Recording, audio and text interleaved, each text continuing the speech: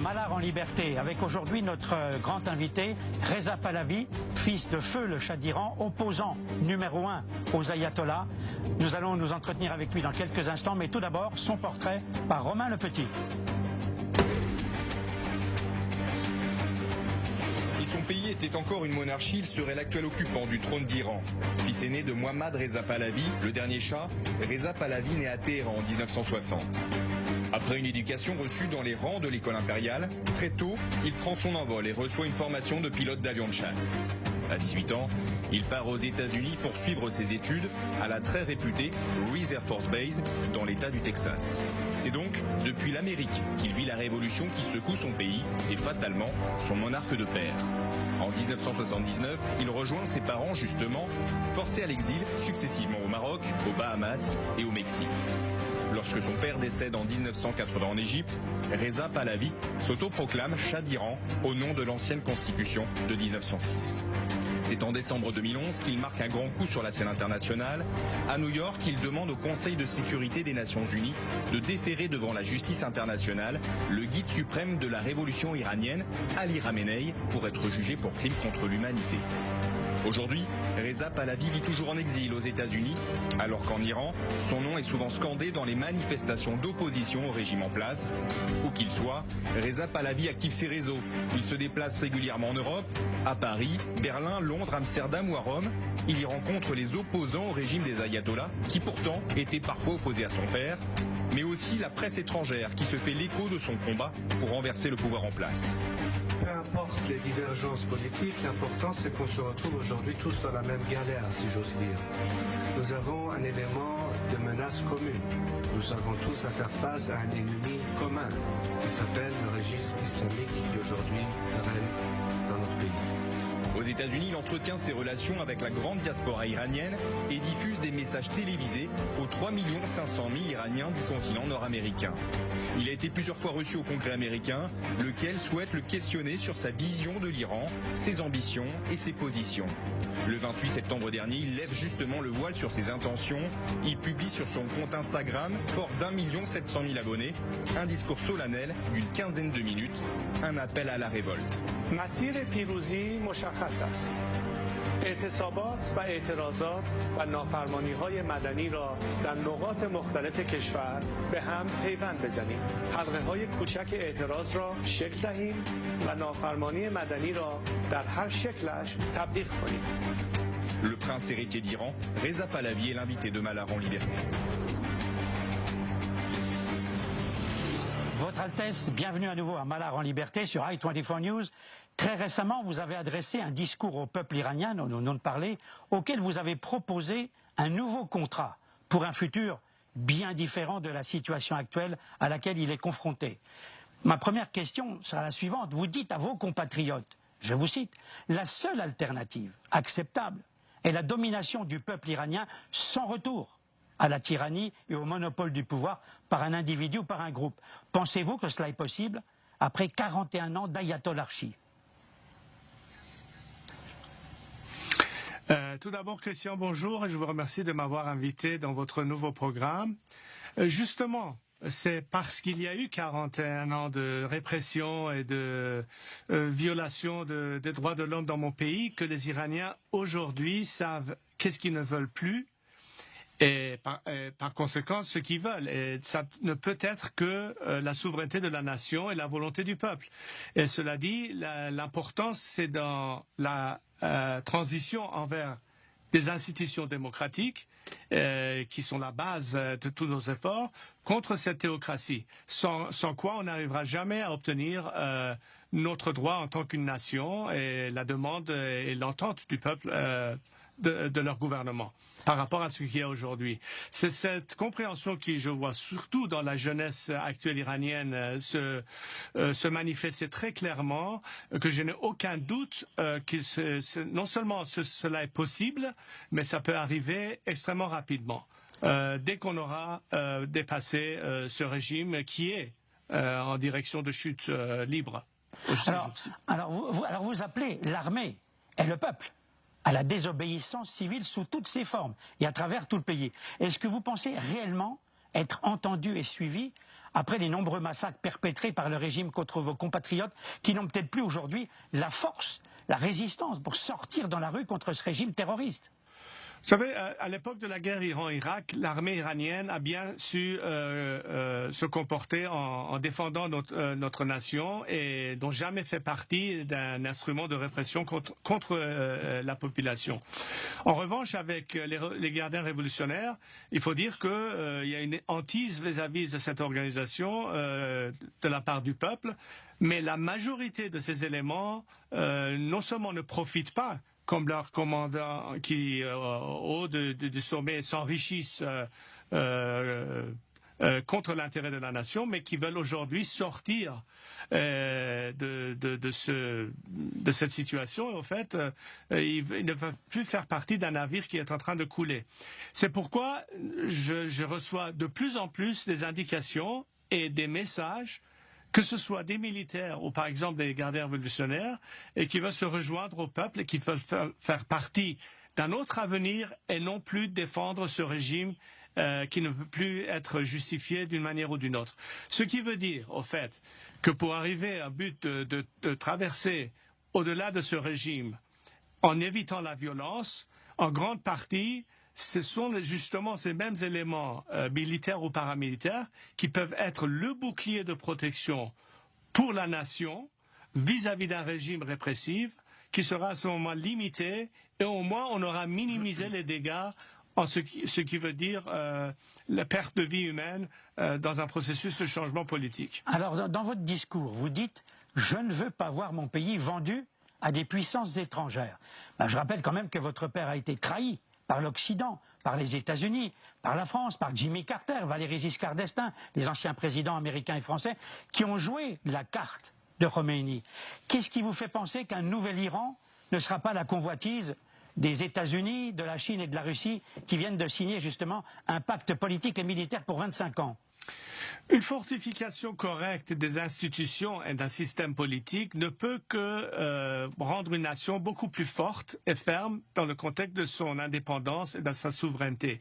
Vous ne pouvez pas avoir un pays démocratique représenté par presque 85 millions d'habitants être vendu à qui que ce soit. Justement, ce régime qui n'a aucune légitimité et qui a toujours montré une attitude, en tout cas anti-occidentale, a été obligé de se réfugier en demandant aide et assistance à des pays comme la Russie et la Chine. Et c'est donc dans ce contexte que le pays est beaucoup plus dans une situation d'être mis en solde que si notre pays était représenté par un gouvernement représentant réel du peuple, qui s'inquiète de l'intérêt national et qui surtout a une légitimité. Et on ne peut pas marchander avec ce pays.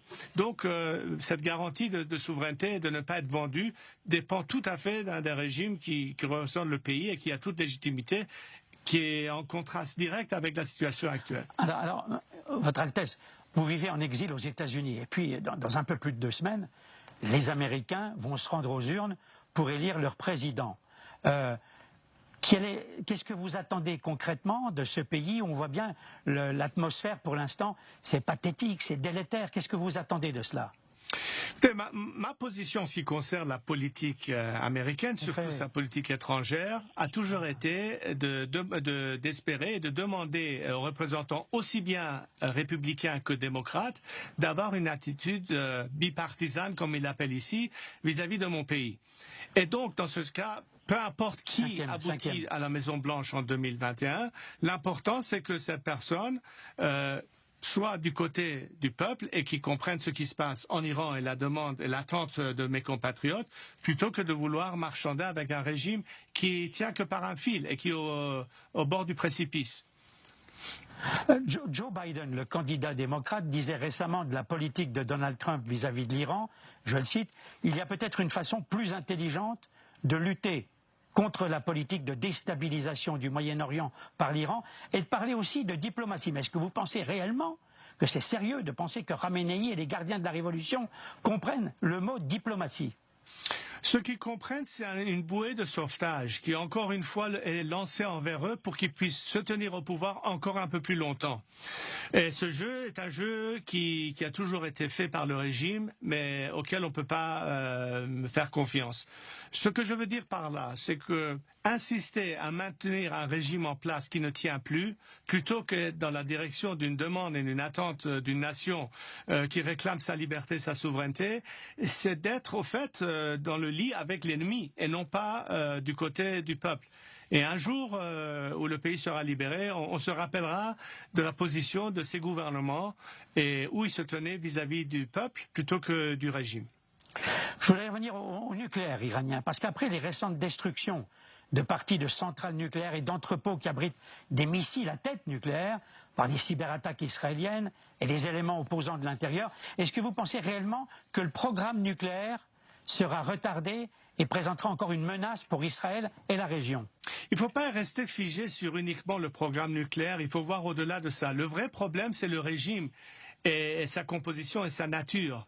Comme l'expression dit, c'est le doigt sur la gâchette qui est la menace, pas la gâchette elle-même. Et dans ce cas, la menace réelle, c'est un régime qui a toujours essayé de propager, pour sa propre survie, une politique de destruction, de terrorisme, de se mêler des affaires des pays voisins, d'avoir un doigt dans l'engrenage, d'utiliser ses proxys comme Hezbollah au Liban ou ailleurs pour se maintenir en place. Et donc l'élément de pouvoir faire confiance à un régime qui, depuis toutes ces années, son comportement n'a pas changé à cet égard, c'est de vouloir compter encore une fois sur un système auquel on peut faire aucune confiance. Et ça ne peut que retarder un changement au détruit de l'intérêt de mes compatriotes. Parce que là, nous sommes dans le même, sur la même sphère. L'attente et la demande de mes compatriotes et les valeurs auxquelles ils s'attachent, comme les droits de l'homme, comme la liberté, sont les mêmes que les pays démocratiques. Or, c'est quand même étonnant que ces pays soi-disant démocratiques continuent à insister sur le status quo, c'est-à-dire la continuation de ce régime, plutôt que se mettre dans la case d'un peuple qui veut s'en débarrasser, qui est dans l'intérêt commun, à mon avis, de nous et de ces pays démocratiques. Alors, précisément, est-ce que vous n'êtes pas choqué par l'attitude des Européens, en particulier celle d'Emmanuel Macron, d'Angela Merkel, Boris Johnson, qui ont voulu contourner les sanctions américaines et sauver l'accord sur le nucléaire? Encore une fois, je vous dis, le régime serait prêt à signer n'importe quel accord pour se maintenir au pouvoir. Mais son manque de légitimité les a forcés dans le camp des Russes et des Chinois, ce qui veut dire que, au fait, ils n'ont pas la possibilité de vraiment s'ouvrir tel qu'il le faut vis-à-vis des pays occidentaux. Sauf donc, si vous pensez à ce qu'à long terme, et je parle long terme, quel est l'intérêt stratégique des pays, surtout des pays occidentaux, c'est d'avoir un Iran libre, laïque et démocratique, plutôt qu'une théocratie qui ne fait que être un élément de répression chez nous, en Iran, et un élément qui, par la suite, force encore plus de réfugiés qui arrivent sur des pays déjà saturés. Et la nature et composition de beaucoup de ces pays occidentaux commence à changer à travers un islamisme qui se répand au-delà de notre région, même en Europe ces jours-ci. Est-ce que ceci peut réellement être dans un intérêt stratégique de ces pays ? Même si on parle d'un élément économique, là encore une fois, il faut connaître avec qui vous faites affaire. Vous faites affaire avec un régime qui est corrompu, où vous devez d'une part ou d'une autre marchander avec des éléments des gardes révolutionnaires, ce qui veut dire un régime qui soutient le terrorisme, trafic d'êtres humains, etc. Et je me demande si les actionnaires de ces compagnies européennes seront prêts à risquer une responsabilité juridique et légale de faire affaire avec ce type de régime. C'est une question à être posée dans ces pays. Quelle est votre réaction lorsque vous apprenez que l'AIEA, c'est-à-dire l'Agence internationale de l'énergie atomique, affirme que depuis mai 2019, les Iraniens ne respectent plus du tout l'accord sur le nucléaire? Il ne faut pas être étonné, Christian. N'oublions pas que des années avant, quand on a découvert les intentions du régime à Fordo et à Natanz, ça a été découvert. Ça n'a jamais été déclaré par le régime. Ce qui veut dire qu'ils n'ont jamais été francs et il y a toujours eu un subterfuge et une façon de vouloir masquer ou dissimuler leurs vraies intentions. Il ne faut pas être étonné du tout. Mais encore une fois, il faut savoir que ce régime ferait n'importe quoi pour sa survie et il ne faut pas tomber dans ce piège. Alors, est-ce que vous diriez aujourd'hui, on passe à un autre chapitre, qu'à travers sa nouvelle politique de normalisation avec les pays du Golfe, Israël a bâti un axe fort, Israël, États-Unis, Émirats arabes unis, Arabie saoudite, pour mieux faire face à l'Iran et à ses proxys dont nous parlions tout à l'heure? La direction prise par les pays de la région du Golfe Persique aujourd'hui dans la direction du progrès et du développement indique l'attente normale et légitime de ces pays qui veulent entrer dans une ère de travailler ensemble pour le bien-être de toutes ces nations. Ce que j'appelle, si vous voulez, une alliance du progrès. C'est pas nécessairement pour être anti-Iran ou anti-régime qu'ils font ça. C'est dans leur propre intérêt. Et je pense que des millions d'Iraniens voudraient très certainement faire partie de cette même alliance de progrès, plutôt que d'être sous l'égide d'un régime qui, lui, fait partie d'un axe de résistance avec ses complices en Syrie ou avec Hezbollah et qui, au fait, empêche qu'il y ait ce développement légitime et naturel dans notre région.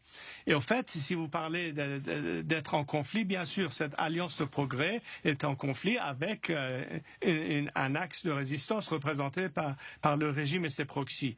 Ce qui est aujourd'hui très bien compris, non seulement en Iran même, mais en Irak, au Liban et dans tous ces pays qui, d'une manière ou d'une autre, souffrent soit directement par le régime iranien, soit indirectement par ses proxys dans notre région.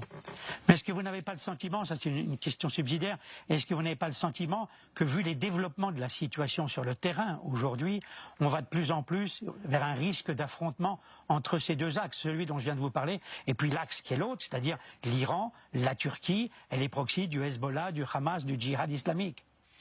Moi, j'ai toujours dit, vous me connaissez depuis des années, Christian, j'ai toujours été contre toute formule de confrontation directe ou militaire par l'étranger, parce que je pense que c'est un scénario perdant-perdant.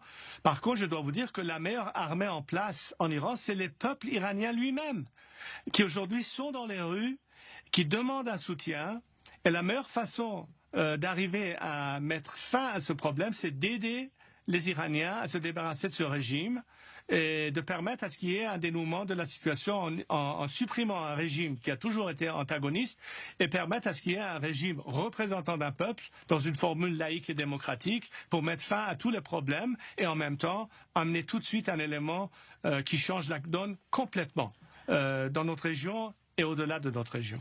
Bon, alors j'entends dire de l'intérieur, par un certain nombre de réseaux avec lesquels j'ai des contacts, j'entends dire que les Iraniens, enfin peut-être pas la majorité, mais une grande majorité peut-être, aimeraient voir les Israéliens et les Américains intervenir militairement pour chasser ce régime des ayatollahs. Est-ce que c'est ce que vous entendez de votre côté ? C'est pas la bonne attente et je suis contre cette idée parce que, comme je vous dis, j'envisage pas des scénarios de changement à la militaire qui aboutissent à des formules démocratiques et d'indépendance. L'histoire le prouve. Par contre, nous avons vu comment beaucoup de pays qui ont souffert sous l'égide de régimes totalitaires ou dictatorial être finalement libérés avec un soutien international sans passer par des interventions militaires. Le soutien apporté à Lech Walesa en Pologne, le soutien apporté à Mandela et ses compagnons en Afrique du Sud, et beaucoup d'autres exemples nous prouvent qu'on n'a pas besoin d'intervenir militairement pour obtenir un changement politique catégorique. Cela peut se faire dans le cadre de désobéissance civile et d'un soutien à une nation et leur aspiration de liberté, ce qui est tout à fait dans le même contexte des pays qui, soi-disant, respectent les droits de l'homme et se prétendent démocratiques, et ils le sont. Et donc, leur meilleur investissement en tant que démocratie, c'est d'aider d'autres pays à se débarrasser de leur régime. Ils sont prêts à le faire. Ils ne demandent qu'un soutien. On ne demande pas une intervention étrangère. On n'en a pas besoin, on peut le faire nous-mêmes. Mais ce que l'on dit, c'est qu'on arrivera plus facilement à le faire avec un coût beaucoup moins pour obtenir notre liberté, avec une assistance plutôt que de ne pas en avoir. Non seulement cela, mais surtout si ces pays qui devraient être normalement dans notre camp insistent à prolonger la survie du régime en maintenant volontairement ou involontairement le status quo, qui n'est plus faisable. Alors, comment voyez-vous en particulier l'attitude des Russes qui ferment les yeux sur les bombardements de l'aviation israélienne, sur des cibles de l'Iran et du Hezbollah en Syrie, et puis qui, dans le même temps, entretiennent des relations étroites, qu'on le veuille ou non, avec Téhéran et la Turquie, auxquels ils livrent des missiles S-400. Mais, comme je vous disais, le régime qui a perdu toute sa légitimité et qui a besoin de s'accouder à d'autres pays pour se maintenir au pouvoir, ont toujours voulu dépendre des Russes et des Chinois dans cette affaire. Et je pense que c'est quelque chose qui n'échappe pas le Kremlin. Ils savent très bien que ce régime est au bout de sa chute. Et donc, ils ferment l'œil en pensant bien au-delà de cet horizon immédiat à un futur beaucoup plus prolongé. Sans ce régime, ça montre un peu il ne faut pas croire nécessairement qu'aujourd'hui, vu sa faiblesse, cette chute de ce régime, que Moscou va insister à soutenir Damas et Téhéran. Ça aurait pu être jusqu'à présent la situation, mais je pense qu'on voit des éléments qui prouvent que la donne a changé. Vous pensez que Poutine peut changer? Bon, je sais bien que c'est un joueur d'échecs, comme beaucoup de Russes. C'est un grand joueur d'échecs. On l'appelle le mastermind du Kremlin. Mais est-ce que vous pensez que Poutine peut avoir un jeu particulier ou changer, avoir un revirement à un moment ou à un autre?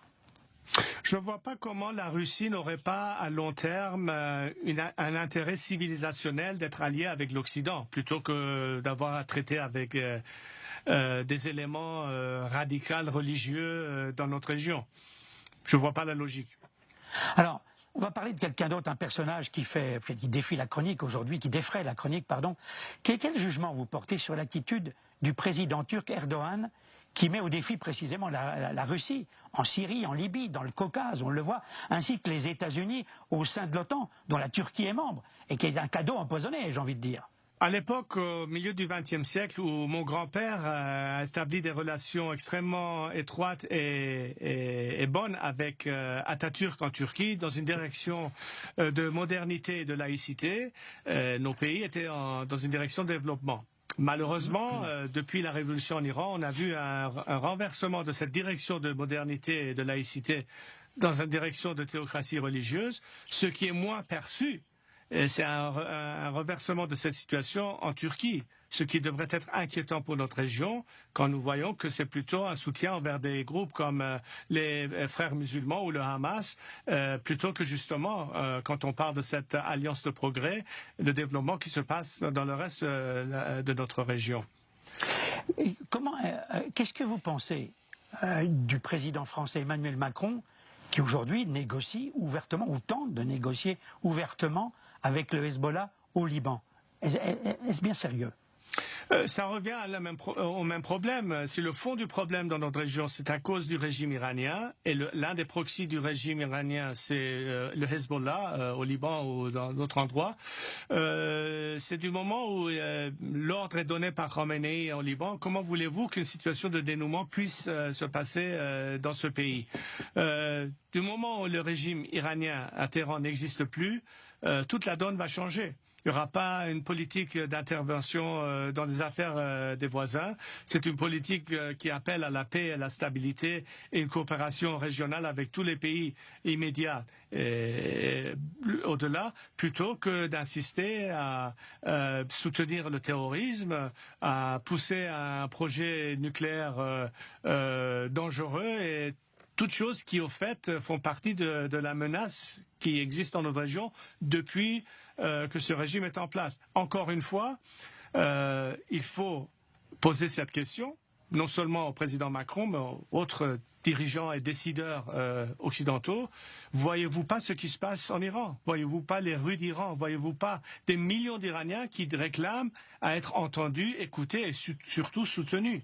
Et d'insister à parler uniquement au régime iranien et ses représentants peut tout simplement dire que vous êtes en train de marchander avec ce régime contre l'intérêt d'une autre nation, et un de ces jours, une fois libérés, vous aurez tous une réponse à donner à un peuple qui n'oubliera pas où vous vous placez dans un état critique actuel. Êtes-vous dans le camp des Iraniens qui réclament leur liberté, ou vous êtes en train de marchander avec un régime qui insiste à se tenir au pouvoir à tout prix et à travers des répressions, non seulement chez eux, mais dans d'autres pays? Une dernière question, Votre Altesse. L'ONU va lever prochainement, on le sait, l'embargo sur les ventes d'armes et livraison d'armes à l'Iran. Les Occidentaux, surtout les Européens, se sont abstenus, n'ont pas soutenu les États-Unis qui essayaient justement de prolonger cet embargo. Est-ce que vous pensez que là, les conséquences peuvent être catastrophiques? Parce que ça veut dire que l'Iran va être à nouveau surarmé par les Chinois, par les Russes et par d'autres. Bien entendu, ça fait partie de ce concept d'une autre bouée de sauvetage. Obama leur livre de l'argent liquide. Aujourd'hui, on leur laisse s'armer encore plus facilement. Je ne vois pas ceci être dans l'intérêt d'une stabilisation régionale ou une continuation d'un régime qui utilisera plus de prétextes pour oppresser sa propre population. Ça peut être un avenir beaucoup plus sinistre que maintenant. Cela dit, la question c'est est-ce que ce régime peut tenir en place pendant longtemps? C'est une question de temps. Ce régime est historiquement condamné à sa perte. La question, c'est le coût d'un changement. C'est le côté duquel je vois les choses, du point de vue de mes compatriotes, et notre regard vers le reste du monde et où le reste du monde se place.